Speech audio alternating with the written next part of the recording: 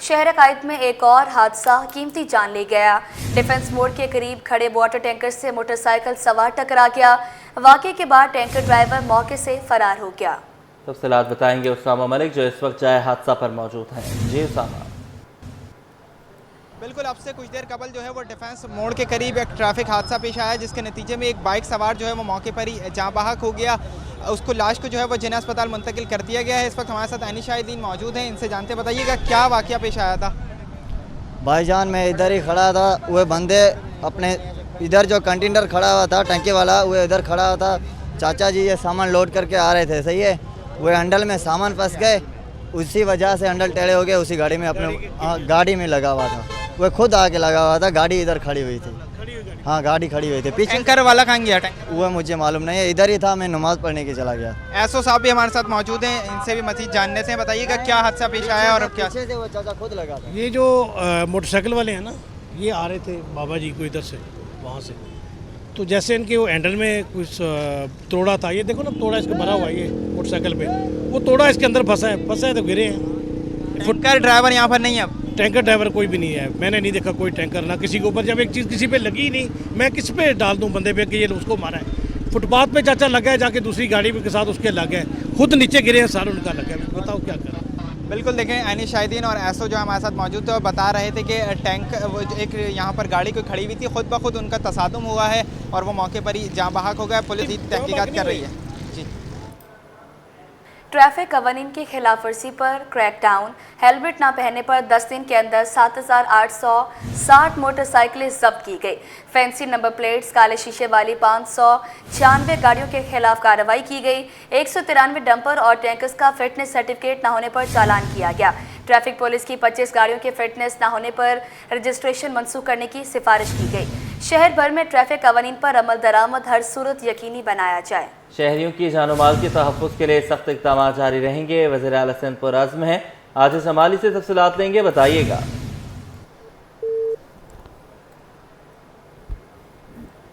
आजिज़ जमाली हमारे साथ मौजूद होंगे। आपको बताते चलें ये इजलास हुआ है, शहरियों की जानो माल के तहफ़्फ़ुज़ के लिए सख्त इक़दाम किए जाएँ, पॉलिसी अपनाई जाए, अनफिट और गैर रजिस्टर्ड गाड़ियों के खिलाफ ज़ीरो टॉलरेंस अपनाई जाए।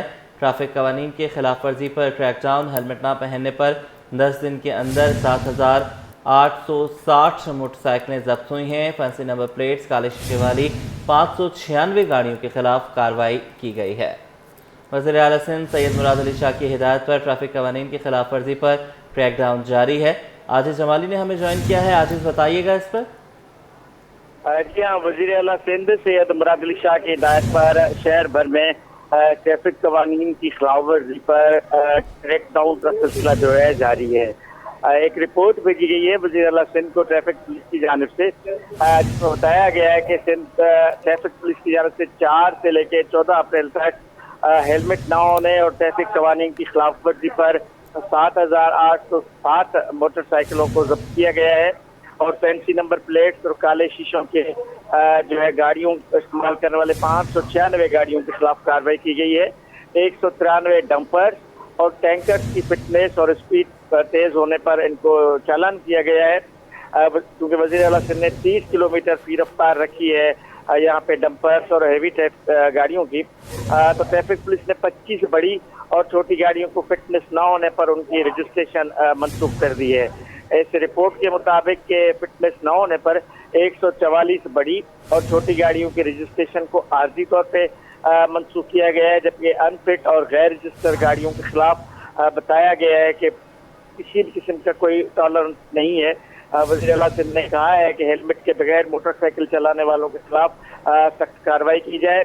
फैंसी नंबर प्लेट और काले शीशे वाले तमाम गाड़ियों के खिलाफ फौरी तौर पे कार्रवाई की जाए, ये कहना है वज़ीर आला सिंध सैयद मुराद अली शाह का। ठीक है, बहुत शुक्रिया, आपने हमें अपडेट किया। सिंध काबीना का इजलास कल दोपहर वज़ीर आला हाउस में होगा। वज़ीर आला सिंध इजलास की सदारत करेंगे। सिंध काबीना सिंध ह्यूमन राइट्स कमीशन के चेयरमैन को हटाने की मंजूरी भी दी गई।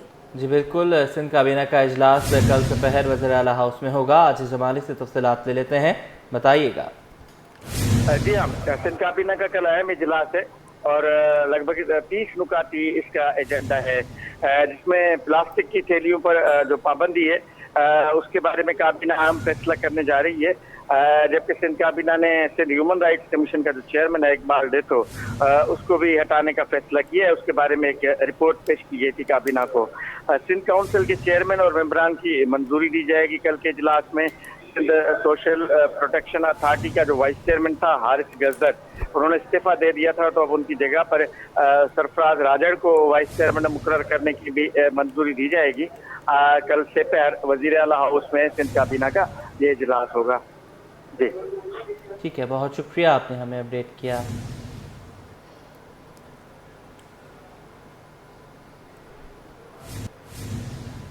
आर्ट्स काउंसिल के अतराफ बारिश के पानी को जमा होने से रोकने के लिए फैसला। आर्ट्स काउंसिल के अतराफ बारिश के पानी को जखीरा करने के लिए टैंक बनाया जाएगा। आपको बताते चलें, आर्ट्स काउंसिल के अतराफ बारिश के पानी को जमा होने से रोकने का फैसला किया गया है। जी हां, आर्ट्स काउंसिल के अतराफ बारिश के पानी को जखीरा करने के लिए टैंक भी बनाया जाएगा। बारिश के पानी को जखीरा करने के लिए मेयर कराची बैरिस्टर मुर्तजा वहाब का बड़ा इक़दाम। आर्ट्स काउंसिल के तरफ बारिश के पानी को जमा होने से रोकने के लिए अहम फैसला कर लिया गया।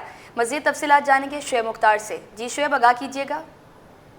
और जी बिल्कुल, बारिश के पानी को जखीरा करने के लिए मेयर कराची बैरिस्टर मुर्तजा वहाब का एक बड़ा इक़दाम जो है वो सामने आया है। आर्ट्स काउंसिल के तरफ बारिश के पानी को जमा होने से रोकने के लिए जो है अहम फैसला कर लिया गया है। आर्ट्स काउंसिल के तरफ बारिश के पानी को जखीरा करने के लिए टैंक बनाया जाएगा। मेयर कराची बैरिस्टर मुर्तजा वहाब ने म्यूनिसिपल कमिश्नर अफजल जैदी के हमरा जो है वो आज आर्ट्स काउंसिल से मुतसिल सड़क का दौरा किया है और बारिश के पानी को जखीरा करने के लिए बनाए जाने वाले टैंक के काम का जायजा लिया है।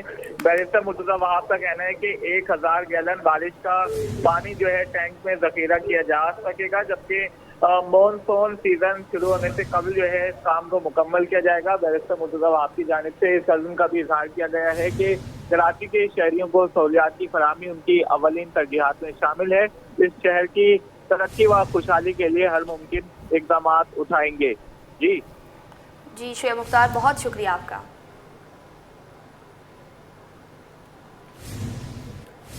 गैर मुल्की मुकीम अफगानियों को वापस भेजने का सिलसिला जारी।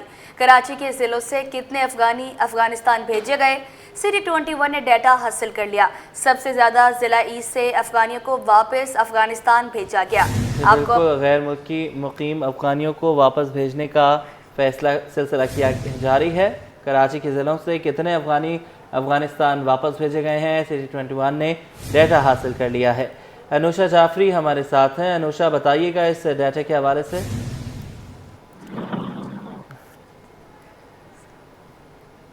अनुषा हमारे साथ मौजूद होंगी। गैर मुल्की मुकीम अफगानियों को वापस भेजने का सिलसिला जारी। कराची के ज़िलों से कितने अफगानी अफगानिस्तान भेजे गए हैं, सिटी 21 ने डाटा हासिल कर लिया। सबसे ज़्यादा ज़िला ईस्ट से अफगानियों को वापस अफगानिस्तान भेजा गया है।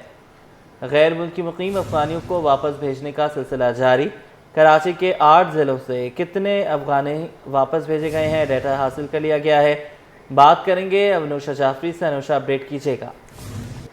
अफगानियों को वापस भेजने का सिलसिला जारी है। कराची के 8 जिलों से कितने अफगानी अफगानिस्तान भेजे गए, सिटी 21 ने डाटा हासिल कर लिया। सबसे ज्यादा ज़रा ईस्ट से अफगानियों को वापस अफगानिस्तान भेजा गया। ज़रा ईस्ट से 349 अफगानियों को वापस भेज दिया गया है। दूसरे नंबर पर ज़रा कोरंगी से अफगानियों को अफगानिस्तान भेजा गया। ज़रा कोरंगी से 339 अफगानियों को भेजा गया है। तीसरे नंबर पर जिला वेस्ट से अफगानियों को अफगानिस्तान जो है वो वापस भेजा गया है, जिसमें 194 अफगानियों को भेजा गया है। जिला वेस्ट है। चौथे नंबर पर जिला मलिक से अफगानियों को अफगानिस्तान भेजा गया, जिसमें 149 अफगानी शामिल है।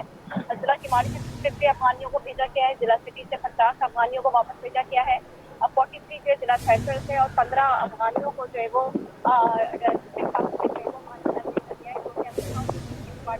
ठीक है, बहुत शुक्रिया, आपने हमें अपडेट किया। अब आपको बताएं, शहर कायद में गर्मी की शिद्दत बरकरार है। दर्जा हरारत 32 डिग्री सेंटीग्रेड तक जा पहुंचा। महकमा मौसमियात ने खतरे की घंटी बजा दी है। अप्रैल के आखिरी हफ्ते में हीट वेव का खदशा भी जाहिर किया गया। शहरियों को एहतियाती तदबीर भी इख्तियार करने की हिदायत कर दी है। मज़ीद जानेंगे रमशा इस्माइल से, बताइएगा। बिल्कुल शहर कायद में गर्मी की शिद्दत बरकरार है और मौसम आज भी जो है वो गर्म और मरतूब है।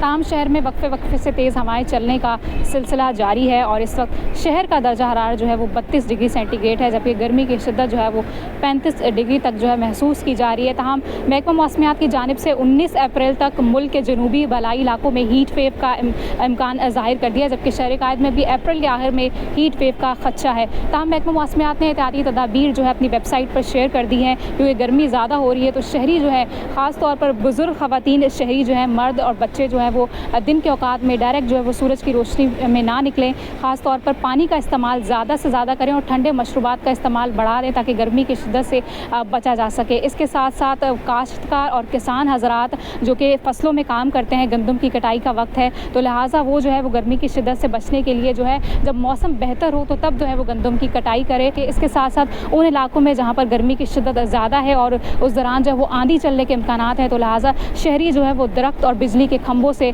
दूर रहें ताकि किसी भी किस्म के जानी नुकसान से बचा जा सके। जी, आलमी मार्केट में खाम तेल की कीमतों में कमी। कराची चैम्बर ऑफ कॉमर्स ने हुकूमत से पेट्रोलियम मसनूआत की कीमतें कम करने का मुतालबा कर दिया। ज़ियाउल आरफीन बोले, हुकूमत पेट्रोल की कीमत में कमी करके आवाम को रिलीफ दे। मज़ीद तफसीलात जानेंगे काविश महमूद से। जी काविश, बताइएगा क्या तफसीलात हैं? जी बिल्कुल, देखें आलमी मार्केट में खाम तेल की कीमतों में वाज़ेह कमी देखी जा रही है, लेकिन पाकिस्तान में पेट्रोलियम मसनूआत की कीमतों में तहाल कमी नहीं हुई है। अलबत्ता ज़राए से ये बात कंफर्म हो रही है कि वज़ीर आज़म से जो है वो तजावीज़ उनको दे दी गई है पेट्रोलियम मसनूआत की कीमतों में कमी की जाए। इसका क्या आवाम पर इफेक्ट पड़ेगा, इंडस्ट्री को क्या फ़ायदा होगा, मेरे साथ ज़ियाउल आरफीन मौजूद है, उनसे जानते हैं। साहब बताइएगा, अब पेट्रोलियम मसनूआत की कीमतें कम हो भी जाती हैं तो आवाम को रिलीफ नहीं मिलता, गवर्नमेंट कहती है मिडल मैन जिम्मेदार है, आप क्या समझते हैं? देखिए, मैं तो ये कहूँगा कि आवाम को रिलीफ मिलनी चाहिए। देखें, इतने ज़्यादा महंगाई हो गई है और इतना प्रेशर है कि लास्ट टाइम भी पेट्रोल के प्राइसेस कम हो रहे थे, उसको एडजस्ट कर दिया। फिर बिजली की एक खुशखबरी सुनाई गई प्राइम मिनिस्टर साहब, मगर वो भी अभी फुल टाइम नहीं मिली है। उसमें भी आप देखें, कराची इलेक्ट्रिक हमारा कई के होता है कराची में, उसने 1 रुपये समथिंग किया, उसके बाद और मामलात भी चल रहे हैं। तो मैं तो यही रिक्वेस्ट करूंगा कि डेफिनेटली पेट्रोल के प्राइसेस एक साथ इतने बड़े थे एक वक्त में जब ये गवर्नमेंट इंटरिम गवर्नमेंट की शेप में थी। आपको याद होगा कि 125 या 150 रुपये प्राइसेस बढ़े थे, तो एक बहुत बड़ा झटका था। उस झटके को कम करने के लिए थोड़ा थोड़ा इनको चाहिए कि आवाम को ये रिलीफ दें। अभी जो हालिया कमी होने जा रही है उससे समझते हैं फ़ायदा पहुँचेगा, तो जो मिडल मैन का बार बार कहा जाता है उसको कंट्रोल करना भी गवर्नमेंट की रिस्पॉन्सिबिलिटी है। देखिए, मिडल मैन तो इतना परेशान है कि एक तनख्वाहदार आदमी अपने बिजली के बिल दे या पेट्रोल भराए या अपने घर में राशन डाले, ये बड़ा इंपॉर्टेंट एक इशू आ रहा है। और एक वाइट कॉलर आदमी जो है ना, वो उसका ज़िंदगी बसर करना बड़ा मुश्किल हो गया। तो मैं तो ये कहूँगा, जिस रफ्तारी से ये रेट बढ़ाते हैं उस रफ्तारी से ये रेट कम भी करें, ताकि ऐसा ना हो कि आप बढ़ाएं आप 8-9 रुपये और कम करें 1.5 रुपये या 1 रुपये, तो वो मुनासिब नहीं है।